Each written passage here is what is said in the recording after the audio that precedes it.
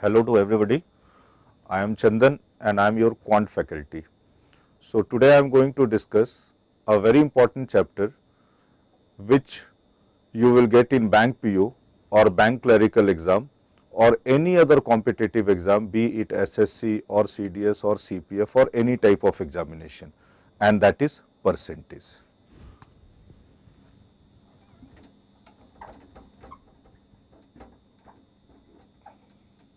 See, the percentage plays a very important role. Many direct question as well as indirect questions are being asked in percentage. Like you will get direct questions from percentage relating with chapter percentage, as well as in case of profit and loss you will see the concept of percentage. In case of simple interest and compound interest you will get the application of percentage, and in case of data interpretation, which plays a very pivotal role in your bank PO examination or clerical examination or even in any other competitive examination, percentage application is also there. So in this manner, percentage is a very important chapter. Now let us discuss something about it. Now percentage, as per its name, is basically a word which is formed from two words, that is per centum. Per means for every and centum means for 100. So basically percentage is nothing but it is per 100. So something when you calculate per 100 is percentage. The symbol of percentage is written this manner. So if I write X percent, it means I want to say X out of 100. So you might have come across that many a time you see that bank PO or any other competitive examination, they require 60% marks in graduation. Now, if I say 60%, what does it mean? It means that 60 marks is the minimum required mark out of 100. So we write 60%, that is equal to 60 upon 100. अब आप देखो, जब आप देख रहे हो कि जब मैंने x% लिखा तो ये x upon 100 है, मैंने 60% लिखा तो ये 60 upon 100 है. अब नेक्स्ट पे जब मैं मूव करता हूं तो आप कुछ भी लिखते हो, सपोज करो मैंने 20% लिखा तो इसको भी मैं लिखता हूं 20 अपॉन 100. तो हर वक्त जब भी परसेंटेज आता है तो आप देखते हो कि यहां पे एक फ्रैक्शन बनता है, ठीक है, और उस फ्रैक्शन में जो डिनोमिनेटर पार्ट है वो हमेशा क्या होता है, 100 होता है. तो मैं ये भी कह सकता हूं कि परसेंटेज क्या है, तो percentage is a fraction. Percentage एक फ्रैक्शन है where denominator is always 100. Denominator हमेशा क्या होता है, 100 होता है.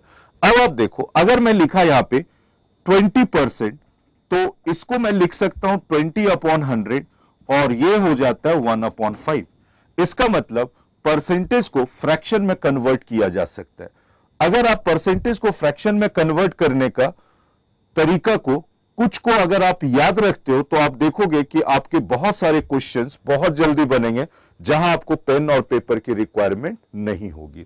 तो ऐसे चंद परसेंटेज और फ्रैक्शंस के रिलेशन मैं आपके सामने लिख रहा हूं और वो सारी जो रिलेशंस है उसको आपको बार बार देखना होगा, और अगर आप उसको अपने दिमाग में रिटेन कर लेते हो तो निश्चित तौर पर वो चीजें आपको फर्दर क्वेश्चंस बनाने में बहुत हेल्पफुल होगा. जैसे अगर मैं लिखता हूं 1, तो 1 जो है इट इज इक्विवेलेंट टू 100%.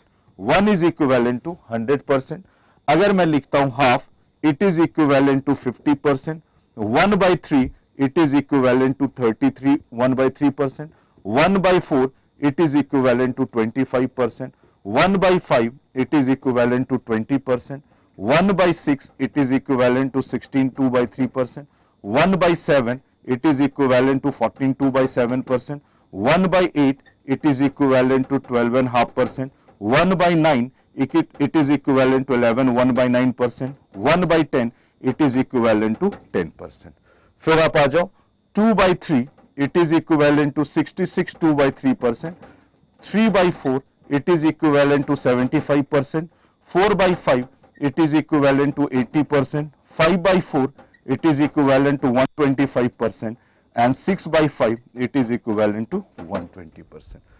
अब आप देखें कि ये जो रिलेशंस है, इन रिलेशंस को अगर आप बार बार यूसेजेस कर अपने दिमाग में रिटेन कर लेते हो तो इसका कहीं ना कहीं क्वेश्चंस बनाने में बहुत यूजफुलनेस है और आप क्वेश्चंस को तुरंत बना सकते हो। अब एक एग्जांपल लेता हूं मैं, जो आपके हर एग्जामिनेशन में रेगुलरली पूछा जाता है, और वहां पे फिर मैं बताऊंगा कि इन टेबल्स को अगर आप याद करके रखते हो तो कितना आसान होता है और कितना जल्दी आप क्वेश्चन को बना पाते हो।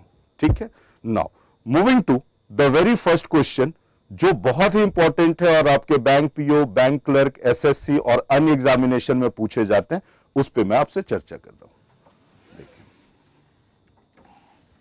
जैसे एक क्वेश्चन है, if salary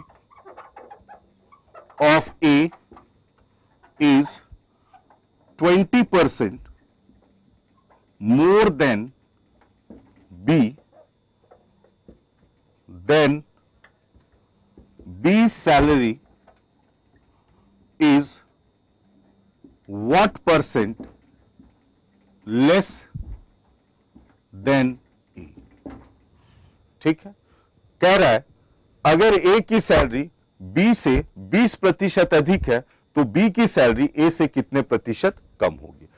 अगर आप पहले लुक में देखें तो एज इफ लगता है कि 20% ही आंसर होगा, but exactly the 20% is not the answer. अब आप देखें इसको कैसे करते, तो अगर मैं इसको कन्वेंशनल मेथड से लेके चलता हूं तो यहां पे मान लो कि let the salary of B 100, B 100, मान लिया कि बी की सैलरी 100 है, तो जाहिर सी बात है सैलरी ऑफ ए क्या होगा, तो इट इज 20% मोर, तो ए हो जाएगा 120। ठीक है, अब कहता है then B salary is what percent less than A. अब आप देखें, जब when A is equal to 120 then B is equal to 100। ठीक है, तो अब आप देखें कि when A will be equal to 100 तो व्हाट विल बी बी, तो B will be 100 upon 120 into 100, और ये बराबर क्या होता है, तो पॉइंट पॉइंट कैंसिल, यानी यहां पे 4 3 जा 425 जा, तो इट इज 250 अपॉन 3। अब आप देखो तो what is the percentage decrement, तो अब आप देख ले कि जब ए 100 है तो बी में कितना कमी होगा, तो percentage decrease is equal to 100 minus 250 upon 3, यानी 50 upon 3, and this is equal to 16 2/3%। एक तो ये मेथोडोलॉजी है जो ट्रेडिशनल मेथड है, इसके थ्रू हमने इस क्वेश्चन को बनाया। अब इसको जरा सा शॉर्ट करते हैं। अब नेक्स्ट मेथड पे अगर आप मूव करो, this is first method, this is second method. If I से कि सैलरी ऑफ बी इज 100, तो लेट बी बराबर 100, तो what will be the salary of A, it is 20% मोर, तो ए क्या हो जाएगा आपका 120। अब क्या कहता है कि अगर ए 120 है, व्हेन ए इज 120, तो B is less by what 20, तो अगर ए 100 होगा तो बी कितना लेस हो जाएगा, तो 20 अपॉन 120 इंटू 100। अब आप देख लो 4 3 जा 4 5 जा, and this is equal to 50 upon 3, यानी 16 2/3%। अब आपने क्या किया, कंपैरेटिवली समय को सेव किया, क्योंकि पहले में आप देखो तो पहले आपको निकालना पड़ता है कि बी कितना होता है जब ये 100 होता है, फिर आपको माइनस करना पड़ता है, तब आप आंसर पाते हो। यहां पे मैंने स्टेप को मिनिमाइज किया। अब आप देखो, जब मैं नेक्स्ट तरीके से इसको बनाता हूं तो आप उसको समझने की कोशिश करो।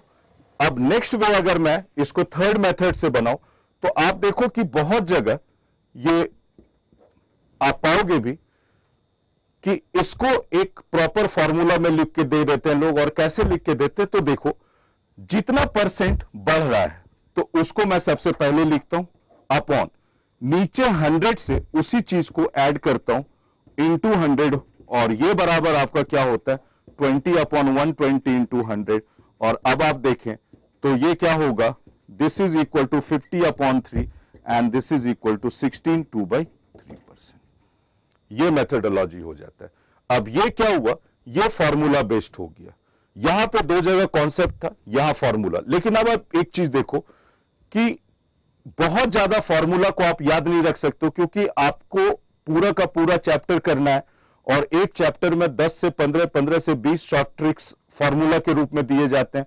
अब कुल मिलाकर 20 चैप्टर्स आप पढ़ते हो तो आपके पास 400 से 500 ऐसे फॉर्मूलेज निकल कर आ जाते हैं, जिसको याद कर अगर आप एग्जाम देना चाहो तो वो आपके लिए बहुत मुश्किल हो जाता है, क्योंकि एग्जामिनेशन में कई बार क्वेश्चंस में चेंजेस रहता है। कई बार आप देखोगे कि इवन जो फॉर्मूला दिया रहता है उस फॉर्मूला पे सही तरीके से कैलकुलेशन नहीं हो पाता है।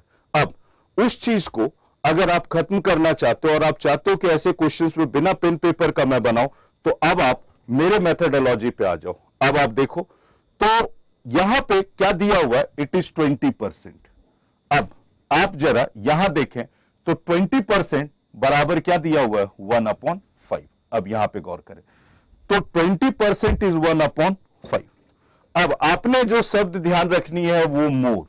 मोर का मतलब होता है प्लस, यह हमेशा ध्यान रखें, मोर का मतलब होता है प्लस। अब जब इस तरीके का दिया रहे तो आप क्या करोगे, न्यूमरेटर को एज इट इज छोड़ दोगे 1, और डिनोमिनेटर में इस 5 + 1 को ऐड कर दोगे, तो ये क्या हो गया 6, यानी 1/6। अब जब आप देखें तो 1/6 अगर आप इसको रिटेन करके रखते हैं तो इट इज 16 2/3%। तो मेरा आंसर सीधा क्या हो जाएगा, 16 2/3%। It will be 16 2/3%। तो अब आप देखो, अगर आप इस मेथोडोलॉजी को समझ जाते हो तो जाहिर सी बात है इस क्वेश्चन को बनाने में आपको मुश्किल से 2 से 3 सेकंड लगेगा। आपका उतना ही समय इस क्वेश्चन पे जाएगा जितना समय आपको OMR शीट को कलर करने में जाता है। और एल्स अन्य अगर मेथोडोलॉजी पे मैं चलता हूं तो कहीं ना कहीं कैलकुलेशन आएगी, कहीं ना कहीं मुझे कैलकुलेशन करने में सावधानी बरतनी होगी, और अगर मैंने थोड़ी सी भी गलती करी तो ये क्वेश्चन मेरा गलत हो सकता है। लेकिन इस मेथोडोलॉजी से, जो कि मेथड 4 मैंने बताया, यहां पे ना तो आपको पेन पेपर की जरूरत है, आपने सिंपल ध्यान रखना है 20% 1/5 होता है, मोर का मतलब plus, numerator as it is रहेगा, नीचे डिनोमिनेटर में इनको दोनों को हम ऐड करेंगे, 1 + 5 6 होता है, 1/6 हमें रिटेन कर रखना है, इट इज 16 2/3%। तो हमारा आंसर अंततः 16 2/3% होगा। ठीक है, अब आप देखें, ये एक एग्जाम्पल मैंने आपके सामने रखा। इस तरीके से परसेंटेज एक ऐसा चैप्टर है जहां पे आपको पेन और पेपर की आवश्यकता नहीं होनी चाहिए, और एक क्वेश्चंस में आप मैक्सिमम 30 सेकेंड और उससे अधिक लेने की कोशिश ना करें।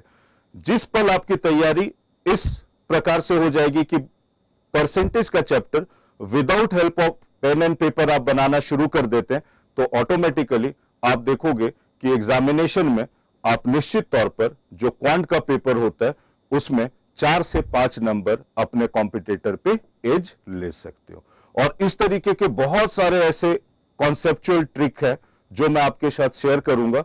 एक बार जब आप हमारे साथ सेशन में आ जाते हैं तो आप देखेंगे कि ना सिर्फ मैथ्स, जो लोगों के मन में एक फोबिया है कि बड़ा टफ है, मैं बहुत दिनों से मैथ्स टच नहीं कर रखा हूं और हमें मैथ्स को करने में परेशानी होगी, हमारा बैकग्राउंड मैथ्स का नहीं है, वो सारा मिथ आपका क्लियर हो जाएगा और आप देखोगे कि बहुत ही इंटरेस्टिंग तरीके से आप क्लास को एंजॉय करते हुए ना सिर्फ क्वेश्चंस बनाओगे बल्कि इसे एक्यूरेटली बनाओगे, और जो स्पीड, जो बहुत ही इंपॉर्टेंट है आपके ऑब्जेक्टिव एग्जामिनेशन के लिए, उस स्पीड के साथ साथ एक्यूरेसी को मेंटेन करते हुए भी आप अपने एग्जामिनेशन में अच्छा परफॉर्म कर पाओगे, ऐसा मेरा विश्वास है। और यह विश्वास महज एक स्टेटमेंट नहीं बल्कि पिछले 10 से 12 साल जो मेरा पढ़ाने का अनुभव है, उस अनुभव के आधार पे मैं आपसे ये बातें शेयर कर रहा हूं। तो ठीक है, फिर हम आपसे मिलते हैं सेशन में, और सेशन में फर्दर इस तरीके के और कई नई चीजें सीखेंगे। तो wish you all a very good luck and God bless to all of you. Thank you very much.